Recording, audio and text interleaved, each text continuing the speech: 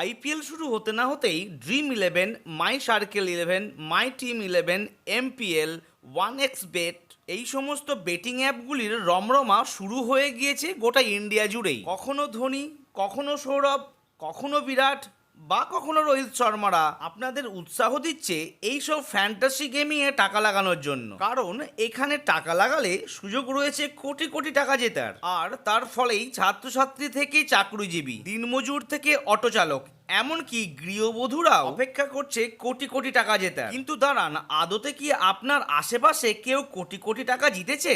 না, জিতছে না, বরং কেউ 50 টাকা বা কেউ 5 লাখ টাকা হারছে। আচ্ছা, একটা কথা বলুন তো, আমরা এই সব ফ্যান্টাসি লিগ থেকে যখন টাকা আমরা উইথড্র করি, তখন কিন্তু যা উইথড্র করি তার থেকে অনেক টাকা কম ঢোকে। কেন বলুন তো? এর কারণ সম্পূর্ণরূপে আপনাদের সঙ্গে আলোচনা করতে চলে এসেছি আমি প্রীতিশ। আপনাদের স্বাগত জানাই ক্রিকেট স্ট্র্যাটেজিতে। ধরুন আপনারা 5 বন্ধু মিলে এখানে 100 টাকা করে বিনিয়োগ করলেন, কিন্তু শর্ত হলো একজনই এখানে 500 টাকা জিতবে, বাকিরা কোনো টাকাই পাবে না। আচ্ছা, 100 টাকা লাগিয়ে 500 টাকা জিততে কেই বা চাইবে না বলুন? কিন্তু এখানেই আসল মজাটি জানার আগে যদি ভিডিওটি ভালো লাগে তো লাইক করুন, চ্যানেলটি সাবস্ক্রাইব করুন আর অল নোটিফিকেশন অন করে দিন। আপনি যে 500 টাকা জিতলেন তা থেকে প্রথমেই ভারত সরকার কেটে নেবে 28% জিএসটি চার্জ। আগে হ্যাঁ, এটি নিয়ম। তার মানে 500 টাকা গিয়ে পৌঁছালো 360 টাকায়। এবার এই 360 টাকা থেকে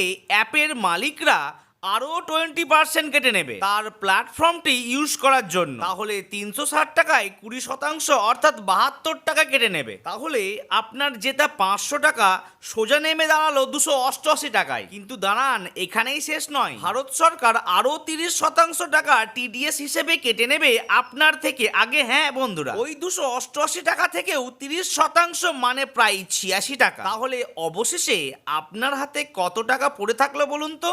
মাত্র 202 টাকা। 100 টাকা লাগিয়ে 500 টাকা জিতেও আপনার লাভ হলো মাত্র 102 টাকা। তাহলে সব থেকে লাভবান কে হলো বলুন তো?